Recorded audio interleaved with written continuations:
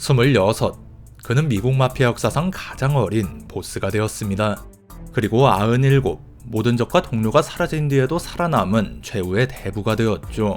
그의 삶은 야망과 전통, 배신과 생존이 얽힌 미국 마피아 흥망성쇠 그 자체였습니다. 이것은 스스로를 명예로운 사람이라 칭한 한 남자의 장대한 연대기입니다. 주세페 카를로 보나노. 조셉 보나노는 1905년 1월 18일 시칠리아의 아름다운 마을 카스텔란마레 델 골포에서 태어났습니다. 보나노는 평소 자신이 피사의 사탑 건설에 기여한 건축가 보나노 피사노의 후손이라 주장하곤 했습니다. 자기 인생도 그 탑처럼 삐뚤어졌다는 씁쓸한 농담을 즐겼죠. 그의 아버지 살바토레와 삼촌들은 모두 지역 마피아였습니다. 외할머니 집안인 마가디노 가문 역시 마피아의 핵심 구성원이었고, 가문이 소유한 광활한 포도원과 수많은 가축은 가족에게 막대한 부를 남겨주었죠. 수백 년간 여러 민족의 침략과 지배자들의 강압적인 통치 아래 시칠리아인 마음속에는 외부인을 향한 깊은 불신과 국가 권력을 향한 강한 적대감이 자리 잡았습니다. 이런 토양은 마피아라는 독특한 비밀 집단을 탄생시켰는데요. 그들은 공동체의 분쟁을 중재하고 지역의 일자리를 관리했으며 정치인들과 깊이 교류하는 동시에 때로는 잔혹한 폭력으로 자신들의 의지를 관철했습니다. 이 시칠리아 마피아의 핵심에는 두 가지 불문율이 있습니다. 오메르타라는 절대적 침묵의 규율은 조직을 보호하고, 벤데타라는 피해 복수는 그들만의 법과 질서를 세웠죠. 조셉 보나노가 태어나기 직전인 1899년부터 1903년까지 보나노 가문은 부첼라토 가문과 피비린내 나는 전쟁을 치렀습니다. 이 과정에서 조셉의 삼촌 2명이 살해당하는데요. 형제들의 비극적인 죽음은 트리파니에서 유학 중이던 조셉의 아버지 살바토레를 고향으로 불러들였습니다. 가문을 계승한 그는 부첼라토 가문 조직원 여러 명을 살해하며 잔혹한 복수를 완성했습니다. 그 피해 흔적이 채 마르기도 전에 조셉 보나노가 세상에 태어난 것이죠. 범죄와 폭력은 그에게 선택이 아닌 타고난 유산이었습니다. 그런데 놀랍게도 살바토레가 숙적이던 부첼라토 가문 보스에게 아들의 대부가 되어달라고 청하며 두 가문은 극적으로 화해했습니다. 가족은 어린 조셉을 페피노라는 애칭으로 불렀지만 마을 사람들은 두 가문의 화해를 상징하는 그를 평화의 비둘기라 불렀다고 합니다. 보나노가 3살이 되던 해 가족은 기회의 땅 미국으로 이민을 떠났습니다. 아버지는 카스텔란마레 출신 이민자들이 모여 살던 브루클린 윌리엄스버그에서 새로운 세력을 구축하기 시작했죠. 덕분에 보나노는 유년 시절 미국 생활을 경험하며 영어와 미국 문화를 자연스럽게 접할 수 있었습니다. 하지만 1911년 아버지는 사업 문제로 시칠리아로 돌아가야 했고, 곧이어 징병되어 군에 복무하게 되는데요. 그는 전쟁에서 입은 부상이 덧나 1915년 세상을 떠나고 맙니다. 그가 어린 아들에게 남긴 마지막 유언은 이러했습니다. 내 이름은 보나노다. 항상 그 이름을 자랑스럽게 여기거라. 아버지를 잃은 보나노는 제1차 세계대전 이후 혼란스러운 이탈리아의 현실과 마주했고, 고향과 가문에 서린 거친 정신을 온몸으로 흡수하며 성장했습니다. 몇 년 뒤 어머니마저 세상을 떠나자 그는 10대의 나이에 막대한 재산을 물려받게 되는데요. 하지만 재산을 둘러싼 친척들의 추악한 다툼에 혐오감을 느낀 그는 꼭 필요한 물건만 챙긴 채 고향을 등졌습니다. 1921년 보나노는 팔레르모 해양대학에 입학해 드넓은 세계를 항해하겠다는 꿈을 키웠습니다. 그러나 그 꿈은 무솔리니의 파시스트 정권이 들어서면서 완전히 무너지고 맙니다. 보나노는 학교에서 쫓겨나게 되죠. 훗날 자서전에서 그는 자신이 열성 학생들을 모아 반파시스트 활동을 벌였기 때문이라고 주장했습니다. 하지만 많은 역사가는 파시스트 정권이 시작한 대대적인 마피아 소탕 작전이 진짜 원인이었다고 추정합니다. 보나노 가문의 재산이 마피아 범죄와 깊이 연관되어 있었고, 친척 다수가 핵심 마피아 조직원이었기에 그 여파를 피하기는 어려웠을 겁니다. 결국 보나노는 해외로 도피를 선택해야 했죠. 1924년 보나노는 육촌동생 피터 마가디노와 함께 플로리다 템파로 향하는 쿠바호선에 몸을 실었습니다. 미국에 도착한 그는 이민당국에 잠시 구금되었으나 당시 버팔로에서 강력한 범죄 보스로 자리 잡은 오촌 아저씨 스테파노 마가디노가 내준 보석금 덕분에 즉시 풀려날 수 있었죠. 뉴욕에 정착한 보나노는 친척의 빵집과 이발소에서 일하며 틈틈이 연기 수업을 들었습니다. 항상 생글생글한 미소 뒤에 속내를 감추었던 그의 연극적인 삶은 아마도 이때의 경험에서 비롯되었을 겁니다. 1920년부터 1933년까지 이어진 금주법은 수십억 달러 규모의 거대한 주류 밀매 시장을 탄생시켰습니다. 이는 범죄 조직의 성장과 체계화에 결정적인 영향을 미쳤고 사회 밑바닥의 이민자들에게는 단숨에 성공할 수 있는 절호의 기회가 되었죠. 보나노 역시 이 사업을 황금알을 낳는 거위라 생각했습니다. 그는 즉시 주류 밀매에 뛰어들어 동업자 가스파르 디 그레고리오와 함께 브루클린의 한 아파트 지하실에서 증류소를 운영했습니다. 그러던 어느 날 필라델피아 범죄 보스 살바토레 사벨라의 동생이 보나노의 밀주 사업에 억지로 끼어들려 시도하는데요. 젊고 혈기 넘치던 보나노는 조금도 굴하지 않고 사벨라의 입에 권총을 쑤셔넣고 위협해 쫓아냈습니다. 이 소식을 들은 카스텔란마레 출신 마피아 보스 살바토레 마란자노는 보나노의 용기를 극찬하며 큰 호감을 보였고 그를 비호해 주었습니다. 마란자노는 시칠리아의 전설적인 마피아 대부 돈 비토 카시오페로가 미국에 직접 파견한 인물이었는데요. 그는 명예와 존경이라는 전통교범을 신봉하는 9세대 마피아였죠. 책을 사랑하고 로마 역사에 심취했던 그는 라틴어를 비롯한 여러 언어를 구사하는 엘리트이기도 했습니다. 많은 사람을 끌어당기는 카리스마까지 지녔던 그는 스스로가 카이사르의 재림인 양 행동했죠. 마란자노는 단테의 신곡과 마키아벨리의 군주론 구조를 이해하는 지적인 보나노를 무척 마음에 들어 했습니다. 같은 카스텔란마레 출신으로 오래전부터 보나노 가문과 알고 지냈을 그는 보나노를 자신의 후계자로 점찍고 정식 조직원으로 받아들여 교육하기 시작하죠. 당시 뉴욕에서 가장 방대한 밀주 유통망을 자랑하던 인물은 조 마세리아였습니다. 하지만 그는 강압적인 통치와 과도한 상납금 요구로 수많은 마피아에 불만을 사고 있었죠. 결국 1930년 뉴욕의 양대 파벌인 마란자노의 카스텔란마레파와 조 마세리아파 사이에 피비린내 나는 권력 투쟁이 발발합니다. 이 전쟁은 단순한 영역 다툼을 넘어 9세대와 신세대, 시칠리아의 전통과 미국의 현대화 사이 거대한 사상 충돌로 발전했습니다. 보나노는 마란자노의 전투 사령관으로서 전쟁의 핵심 역할을 수행하는데요. 그는 증류소를 철저히 보호하고 부하들을 성공적으로 이끌며 유능한 전략가의 면모를 발휘했습니다. 착실히 전쟁을 준비했던 마란자노는 순식간에 우위를 점했고 수세에 몰린 마세리아는 종적을 감추었습니다. 전쟁의 마침표를 찍기 위해 마란자노는 마세리아의 최고 부관 럭키 루치아노와 비밀리에 손을 잡는데요. 이 전쟁이 불필요한 인명과 돈 낭비일 뿐이며 사업에 큰 해가 된다고 판단한 루치아노는 마란자노의 제안을 받아들였죠. 1931년 4월 루치아노는 자신의 보스 마세리아를 제거해 전쟁을 끝냅니다. 덕분에 전쟁에서 승리한 마란자노는 뉴욕 암흑가를 5대 패밀리 체제로 재편하고 스스로를 모든 보스들의 보스라 칭하며 로마 황제와 같은 대관식을 열었습니다. 하지만 럭키 루치아노를 비롯한 신세대 마피아들은 혈통과 인종을 초월한 전국적인 범죄 기업을 구상하고 있었습니다. 그들에게는 마란자노 역시 마세리아와 똑같이 구시대 방식의 얽매인 탐욕스러운 보스에 불과했죠. 물론 마란자노도 루치아노의 야망을 꿰뚫어 보고 있었고 두 사람은 서로를 제거할 계획을 세웁니다. 이 미묘한 상황 속에서 조셉 보나노는 매우 독특한 위치에 있었는데요. 인생 대부분을 미국에서 보낸 다른 젊은 마피아들과 달리 그는 시칠리아와 미국으로 가는 독특한 성장 과정을 거쳤습니다. 그의 혈통과 충성심은 마란자노의 전통주의 진영에 속했지만 세대와 야망은 루치아노의 현대화 비전과 뜻을 같이 했습니다. 이는 어느 편에서도 이상하지 않다는 것을 의미했죠. 먼저 움직인 것은 루치아노였습니다. 1931년 9월 전쟁이 끝난 지 불과 몇 달 만에 마란자노의 사무실에서 그를 암살합니다. 하지만 보스를 죽인다고 그 파벌 전체를 접수할 수는 없었습니다.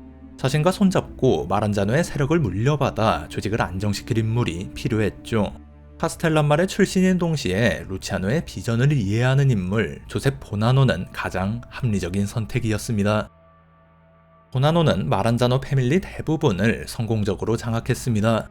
불과 26세의 나이로 역사상 가장 어린 마피아 패밀리 보스가 된 순간이었죠. 마란자노의 죽음에 그가 소극적이었는지 혹은 적극적으로 가담했는지는 여전히 논란거리로 남아있습니다. 훗날 자서전에서 그는 루치아노의 계획을 전혀 몰랐으며 또 다른 전쟁을 피하고자 평화를 택했을 뿐이라고 주장했습니다. 번자에 오른 지 2달 만에 그는 재봉사로 일했던 여성 페이 라브루초와 결혼하여 가정을 꾸리는데요.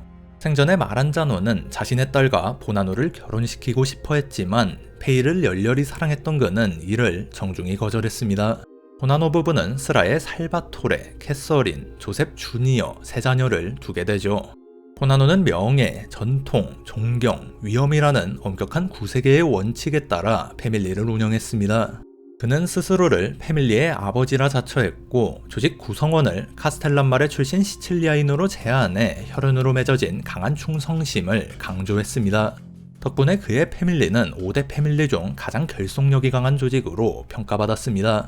하지만 조직 외적으로는 자신의 야망에 부합한다면 전통을 버리고 누구와도 손을 잡는 냉철한 실용주의자였죠.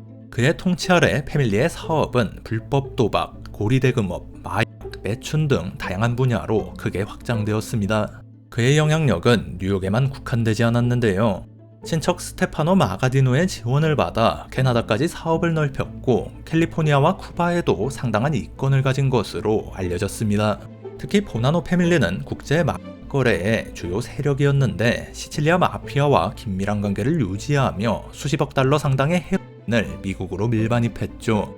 보나노는 자서전에서 이러한 남자답지 못한 활동에는 직접 관여하지 않았다고 부인했지만 그로 인한 막대한 수익을 여과 없이 받아들였음은 분명합니다. 또한 그는 타고난 경영감각으로 의류공장, 치즈공장, 창고업, 모텔, 피자가게 등 합법적인 사업에도 손을 뻗었습니다. 그리고 이런 합법 사업을 위장과 돈 세탁에 능숙하게 활용했죠. 그가 축적한 재산 대부분은 주도 면밀하게 숨겨져 국세청조차 파악하지 못했고 그는 순식간에 억만장자가 되었습니다. 심지어 조직에 의해 살해된 시신을 처리하기 위해 장례 사업을 이용하면서 한 무덤에 시신 2구를 함께 묻도록 이중바닥간을 고안했다는 의혹도 제기되죠. 마란자노 사후 루치아노는 모든 보스들의 보스라는 직함을 폐지하고 전국의 마피아 분쟁을 중재하기 위한 조정기구, 위원회를 설립했습니다. 뉴욕 5대 패밀리의 수장으로서 보나노는 위원회 창립 멤버이자 가장 강력한 일원이었습니다. 위원회 안에서 그의 권력은 동료 보스인 조 프로파치와의 강력한 동맹을 통해 더욱 공고해졌습니다. 이 동맹은 1956년 보나노의 아들 빌과 프로파치의 조카 로잘리의 호화로운 결혼식으로 절정을 이루었는데요. 수백 명의 마피아 조직원이 참석한 이 결혼식은 영화 대부의 오프닝 장면에 영감을 준 것으로도 널리 알려져 있죠. 또한 인근 버팔로의 보스이자 친척인 스테파노 마가디노 역시 위원회 멤버로서 든든한 배경이 되어주었습니다. 보나노의 30년에 걸친 지도 아래 그의 패밀리는 미국에서 가장 강력하고 부유한 범죄 조직 중 하나로 성장했습니다. 놀라운 점은 그 긴 기간 동안 그가 법망을 교묘하게 피해갔다는 점인데요. 통치기간 내내 단 한 번도 중범죄로 기소되지 않았으며 유일한 유죄 판결은 임금법 위반으로 인한 450달러 벌금형이 전부였습니다. 럭키 루치아노가 미국에서 추방되었을 때쯤엔 미국 시민권 문제까지 깔끔하게 해결했죠. 조셉 보나노는 마피아위원회의 탁월한 중재자였고 스스로 팍스 보나노라고 자부할 만큼 전성기를 누렸습니다. 하지만 이런 안정은 1950년대부터 조금씩 흔들리기 시작합니다. 연방 상원 청문회에서 조직범죄의 실체를 조명하기 시작했고 이런 언론 노출은 범죄 보스들의 권위를 눈에 띄게 약화시켰죠. 보나노가 사업차 잠시 자리를 비우고 돌아올 때마다 위원회 멤버는 암살이나 은퇴로 한 명씩 교체되었습니다. 암흑가의 평화를 논하던 자리는 이제 살얼음판으로 변해가고 있었죠. 이런 혼란을 수습하기 위해 1957년 11월 미국 전역의 마피아 고위 멤버 약 100명이 뉴욕주 에팔리킨의 한적한 저택에 모였습니다. 최근 암살된 위원회 멤버 엘버트 아나스타샤의 이권을 분배하고 비토 제노베제의 권력을 공식 인정하는 등 다양한 안건이 논의될 예정이었는데요. 보나노 역시 이 회의의 핵심 참석자 중 한 명으로 알려져 있죠. 그러나 이들의 움직임을 수상하게 여긴 지역경찰이 회의장을 급습했습니다. 타지역 번호판을 단 값비싼 차량들이 시골 마을에 몰려드는 모습을 가볍게 여기지 않았던 것입니다. 보스들은 값비싼 양복이 찢어지는 것에 아랑곳하지 않고 숲속으로 달아나면서 현장은 대혼란에 빠졌고 보나노를 포함한 60명 이상이 그 자리에서 체포되었습니다. 훗날 보나노는 이 회의에 불참했다며 대리인 가스파르 디 그레고리오가 자신의 운전면허증을 지니고 있었기 때문에 벌어진 오해라고 해명했습니다. 하지만 공식 경찰 보고서에는 그가 도보로 도망치다 체포된 것으로 기재되어 있죠. 보나노는 건강 문제로 재판 증언에서 제외되었고 재심 끝에 모든 체포자가 범죄 혐의가 없다고 풀려났으나 이 사건으로 전국적인 범죄 연합체의 존재가 만천하에 드러났고 마피아의 비밀주의는 산산조각 났습니다. 연방정부의 대대적인 수사와 감시가 시작되었죠. 이어서 1963년 상원조직범죄수사위원회에 마피아 최초의 내부 고발자 조셉 발라치가 나타났습니다. 그는 조직 내부 구조와 역사, 작동 방식을 세상에 상세히 증언했습니다. 또한 자신이 조직에 입단했을 때 맹세의식을 거행한 인물이 바로 조셉 보나노라고 지목했습니다. 이때까지 조용한 대부였던 조셉 보나노의 이름이 대중에게 알려지기 시작했죠. 언론은 그의 성 보나노를 바나나에 빗대어 조롱의 의미를 담아 사용했고 이는 그가 평생 가장 싫어했던 별명이 되었습니다. 연이은 압박에 보나노는 애리조나 투손으로 이주해 평화로운 은퇴를 고려하기도 했습니다. 이곳은 1940년대에 아들의 건강 문제로 확보해둔 거점이었죠. 그의 30년에 걸친 통치는 겉보기엔 안정과 성공의 시대처럼 보였지만 그 성공의 요인 안에는 이미 몰락의 씨앗이 싹트고 있었습니다. 1964년 2월 조셉 보나노는 중대한 결정을 내립니다. 미국에서 태어나 대학 교육까지 받은 아들 빌 보나노를 패밀리의 콘실리에리로 임명한 것입니다. 아들을 조직 내에서 자신의 논과 귀로 삼고 나아가 후계자로 키우려는 속셈이었습니다. 이는 시칠리아 출신만을 중용하던 기존 원칙과 조직의 엄격한 위계 질서를 스스로 깨트리는 행위였습니다. 그는 패밀리보다 자신의 가족을 우선시한다는 거센 비판에 직면하게 되는데요. 조직의 평생을 헌신해온 고참 간부들은 오만하고 경험도 부족한 애송이 빌 보나노에게 서열이 밀리자 큰 불만을 터뜨렸습니다. 특히 보나노의 오랜 동업자이자 행동대장이던 가스파르 디 그레고리오의 반발이 가장 거셌습니다. 수십 년간 굳건했던 조직에 반란의 조짐이 보이기 시작한 것입니다. 한편 위원회에서 그의 가장 강력한 동맹이었던 조 프로파치가 1962년 암으로 사망하면서 더 이상 보나노의 권위는 무적이 아니게 되었습니다. 동시에 카를로 감비노와 토마스 루케제 사이에 형성된 강력한 동맹이 새로운 위협으로 다가오면서 그는 위원회에서 점점 소외되어 갔죠. 하지만 이런 상황 속에서도 권력에 대한 보나노의 끝없는 야망은 너무나도 무리한 계획을 세우게 만들었습니다. 위원회의 변화의 위협을 느끼고 다급해진 보나노는 프로파치의 후계자 조셉 마글리오코와 공모해 주요 경쟁자들을 모두 제거할 음모를 꾸몄습니다. 위원회 입성을 거부당한 일에 앙심을 품고 있던 마글리오코는 보나노의 계획에 기꺼이 동참했습니다. 암살 대상은 카를로 감비노, 토마스 루케제, 로스앤젤레스의 보스 프랭크 데시모네 등이었습니다. 심지어 버팔로의 보스이자 보나노의 친척인 스테파노 마가디노 역시 이 암살 목록에 포함되었죠. 두 사람은 혈연으로 엮인 긴밀한 동맹처럼 보였지만 사업 문제로 큰 갈등을 겪는 상황이었고 위원회에서 입지와 카스텔란말의 출신들 사이에 영향력을 두고 오랫동안 서로를 견제해온 사이였습니다. 보나노의 목표는 위원회를 장악한 뒤 마피아의 최고 지도자가 되는 것이었습니다. 이는 수십 년간 마피아 세계의 평화를 지탱해온 협상과 동맹의 방식을 저버리고 과거에 몰락했던 멘토, 마란자노의 행보를 그대로 답습하는 위험한 도박이었습니다. 마글리오코는 이 암살 계약을 휘하의 최고 집행자 조셉 콜롬보에게 맡기는데요. 그러나 콜롬보는 이를 출세를 위한 절호의 기회로 여겼고 암살 목표였던 감비노와 루케제에게 이 모든 계획을 밀고 했습니다. 음모를 알게 된 위원회는 마글리오코를 압박해 자백을 받아냈습니다. 그는 건강을 이유 삼아 은퇴하는 조건으로 목숨을 건졌으나 얼마 지나지 않아 고혈압으로 사망합니다. 보스를 배신한 대가로 콜롬보는 프로파치 패밀리를 차지하게 되죠. 다른 보스들은 이 음모의 진정한 배우가 보나노라는 사실을 정확히 꿰뚫어 보았습니다. 위원회는 그에게 해명을 요구하는 소환장을 보냈지만 보나노는 이것이 사실상의 사형 선고나 다름없다는 것을 잘 알고 있었죠. 마침 연방 대배심 증언까지 앞두고 있던 그는 1964년 10월 21일 밤 자신의 변호사가 사는 파크에비뉴의 한 아파트 앞에서 감쪽같이 사라집니다. 한참 뒤 다시 나타난 보나노는 버팔로의 친척 스테파노 마가디노의 부하들에게 납치되었다고 주장했고 평생 그 주장을 굽히지 않았습니다. 그러나 법 집행기관과 마피아 내부자들은 이 납치가 그의 자작극이라고 굳게 믿었습니다.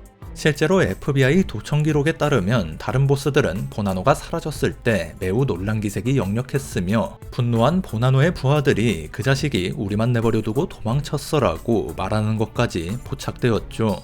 대배심 증언과 위원회 처벌이라는 두 가지 위협을 피하려 그가 스스로 잠적했을 가능성이 매우 큽니다. 보나노의 잠적으로 패밀리는 극심한 혼란과 지도력 공백 상태에 빠졌습니다. 이때 가장 큰 불만을 품고 있던 간부 가스파르 디 그레고리오가 자신이 새로운 보스임을 주장했고 이에 위원회 역시 그를 보나노 패밀리의 보스로 지목하는데요. 이로 인해 패밀리는 디 그레고리오파와 조셉 보나노의 아들 빌 보나노가 이끄는 충성파로 완전히 나뉘어 내전에 돌입하게 됩니다. 언론은 이 전쟁에 바나나 분열, 바나나 전쟁이라는 이름을 붙였습니다. 1966년 1월 디 그레고리오는 평화회담을 제안하며 빌에게 연락했습니다.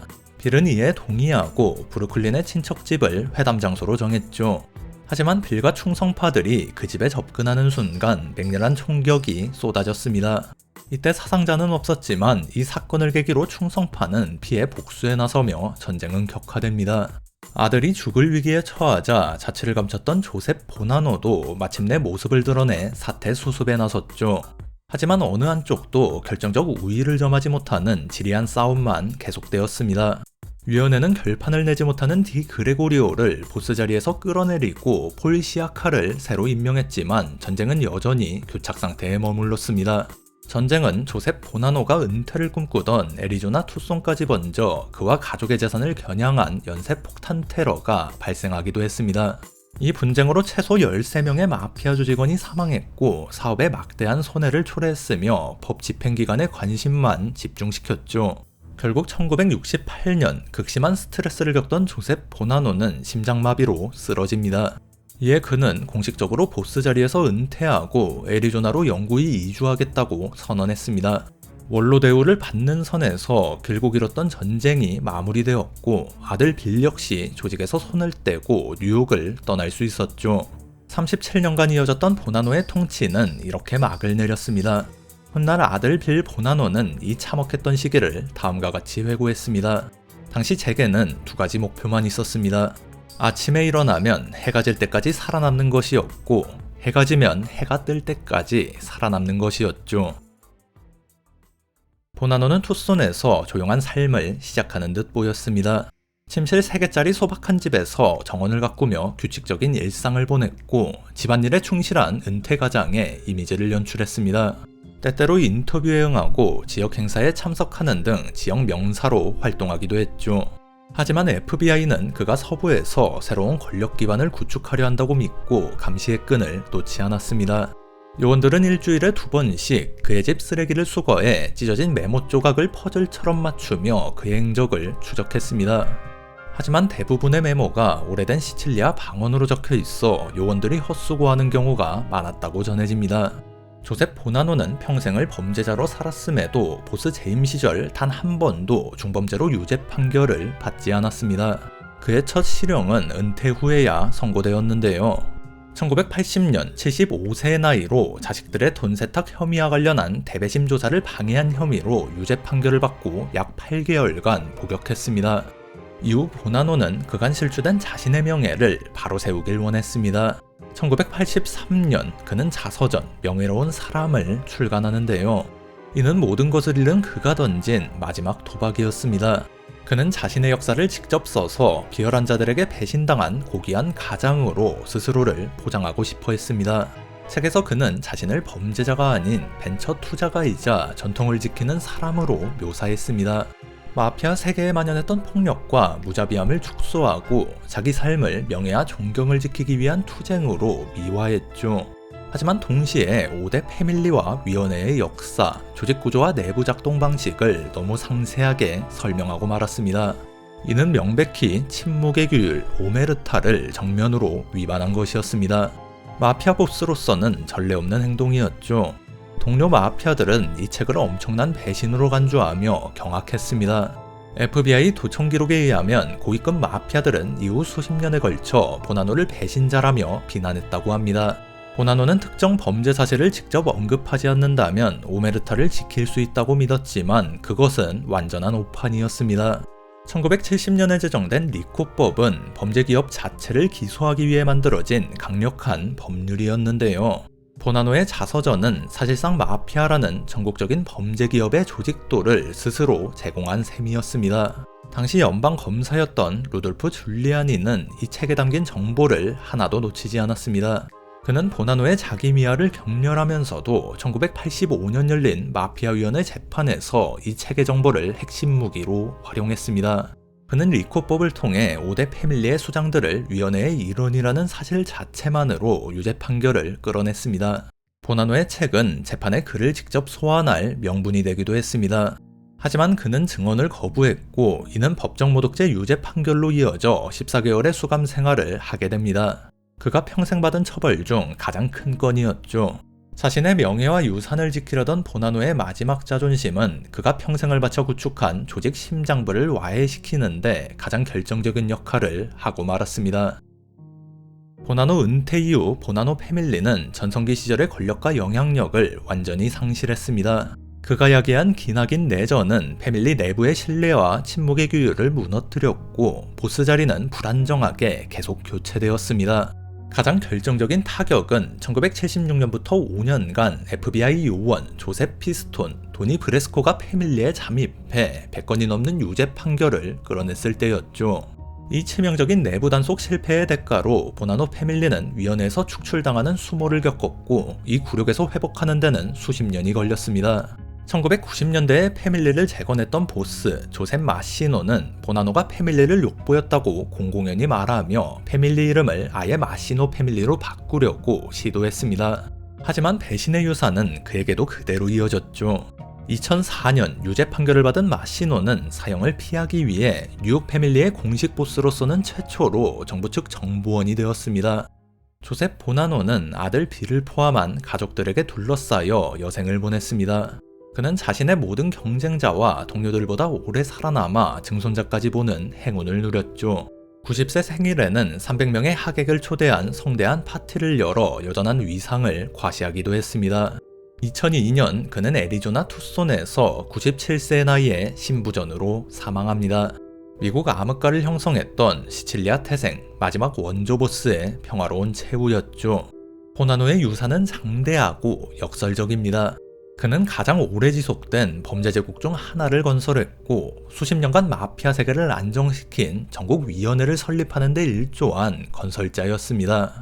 하지만 동시에 자신의 오만함으로 패밀리를 분열시켰고 자존심 때문에 쓴 한 권의 책으로 정부가 조직의 심장부를 해체하도록 도운 파괴자이기도 했죠.